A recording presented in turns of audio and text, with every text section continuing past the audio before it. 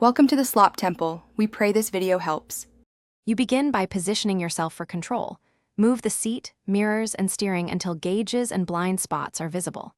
Once done, keep your foot on the brake and press the start/stop button with gear and P. This wakes systems and engages electronics.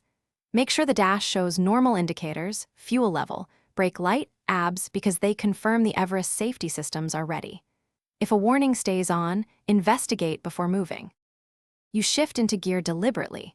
With the brake depressed, move the selector into D or R using the PRNDL gate so the transmission maps correctly. Once in gear, release the brake slowly and apply throttle with measured pressure to prevent lurching. The automatic torque converter handles smooth torque delivery. If you need control on hills, use hill descent control or choose manual plus/paddles briefly to hold a gear. These steps protect the transmission and keep cabin comfort consistent. You drive with awareness. Watch RPM and let the Everest's automatic shift points change smoothly, avoiding heavy throttle at low revs to prevent lugging.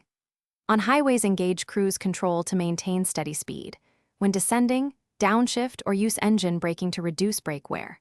If you experience harsh shifts or slipping, pull over safely, check transmission fluid level and temperature, then restart the engine to let the adaptive transmission relearn. If the problem persists, seek professional service immediately. Thanks for watching.